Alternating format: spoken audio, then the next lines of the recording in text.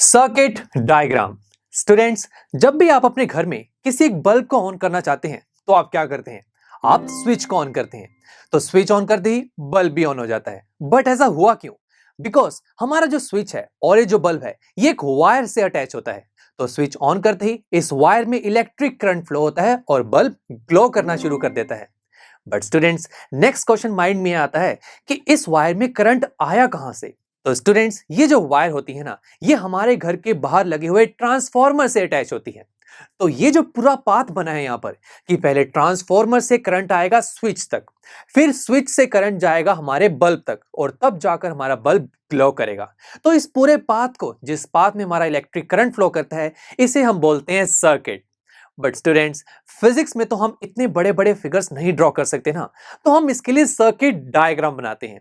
इसके लिए हम क्या करेंगे? सबसे पहले हमारे पास क्या था? ट्रांसफॉर्मर, जहां से इलेक्ट्रिक करंट आ रहा था। तो अब ट्रांसफॉर्मर को कंसीडर करें या फिर एक बैटरी को, बात तो एक ही है ना, बैटरी से भी तो इलेक्ट्रिक करंट प्रोड्यूस होता है। तो हमने ट्रांसफॉर्मर की जगह बैटरी को कंसीडर किया। तो सबसे पहले तो हम इस बैटरी को स्विच से कनेक्ट कर देंगे और उसके बाद हमने इस स्विच को कनेक्ट कर दिया एक छोटे से बल्ब से। तो स्टूडेंट्स, ये जो पूरा क्लोज्ड पाथ बना है जिसमें जब इलेक्ट्रिक करंट फ्लो होगा तो बल्ब ग्लो करेगा, इसी पूरे क्लोज्ड पाथ को हम बोलते हैं सर्किट डायग्राम या फिर इलेक्ट्रिक सर्किट। नाउ स्टूडेंट्स, आप में से कहीं ऐसे होंगे जिनकी ड्राइंग इतनी अच्छी नहीं होगी, मेरी भी इतनी अच्छी नहीं है, और ये सब ड्रॉ करने में भी हमारा टाइम तो कंज्यूम होगा ना। तो हम यहां पर कुछ सिंबल्स का यूज करेंगे। कैसे? सबसे पहले बैटरी की बात करते हैं। अब बैटरी को शो करने के लिए हम यहां पर टू स्ट्रेट लाइंस का यूज करेंगे।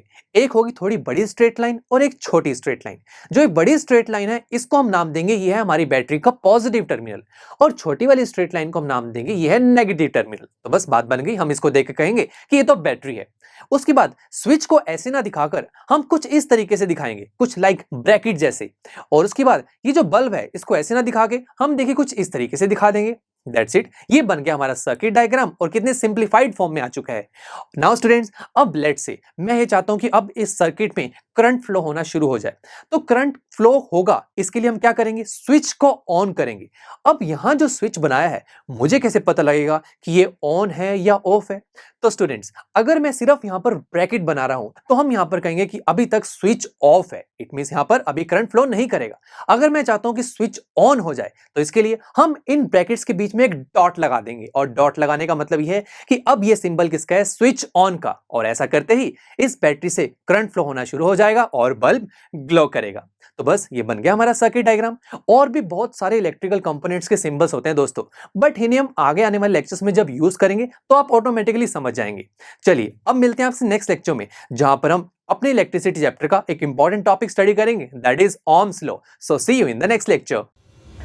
आई एम श्योर स्टूडेंट्स, आपको ये लेक्चर बहुत ही पसंद आया होगा।